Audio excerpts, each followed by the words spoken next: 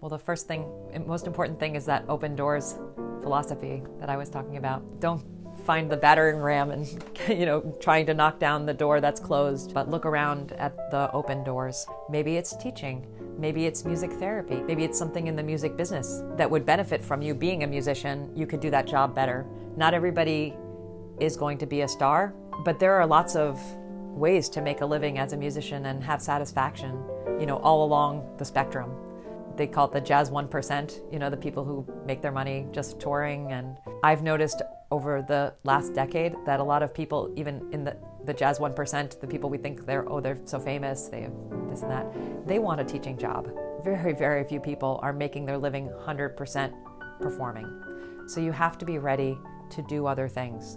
And see what you're good at and cultivate those other things. Hopefully they're around music. And by music, I mean music and all the things adjacent to music. So teaching and selling albums and performing and touring, running my website, whatever. I feel like if you can figure out a way to do things that are within music, but not always focused on performing, you can have a much better shot at making a living and finding diverse satisfaction.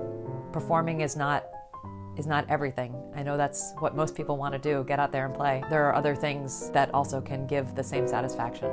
But be as good as you can be at your craft. Don't practice so hard, learn so much, listen. Listening is the best thing, the best teacher.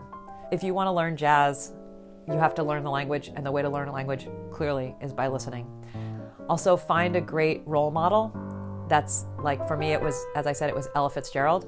Find the person on your instrument that you want to copy exactly and dedicate yourself to them. Don't ignore everybody else, but really focus in on that one person who you love. And maybe somebody who's doesn't have such a characteristic sound. Like, I never tell my singers to emulate Billie Holiday because she has such a characteristic sound.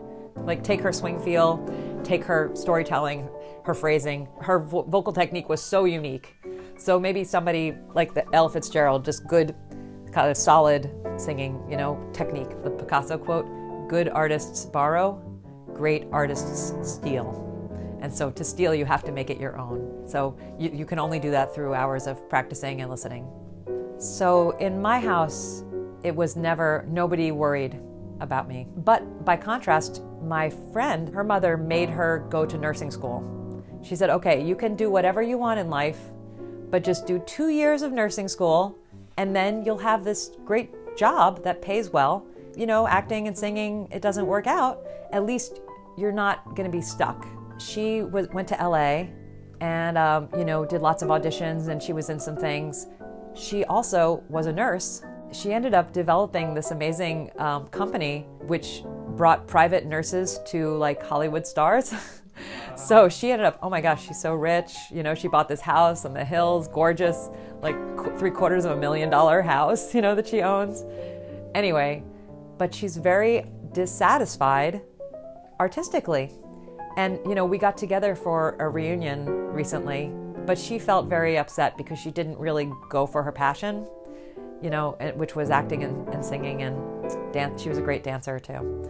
So I don't know what the right answer is. I think her mother was smart in a way to make her do that because it's really terrible to be poor. It's so hard to be poor. But on the other hand, if you don't do what you're really called to do, you're going to be frustrated your whole life and not be satisfied. So something that we talk about at my school too is this idea of fallback. We're really trying to focus people on training for a career in music. How can we make the musicians also enough of a business person that they can navigate the things that are needed to have a career in this changing time? We've introduced more partnership with the arts management program so that our conservatory students are getting more business classes.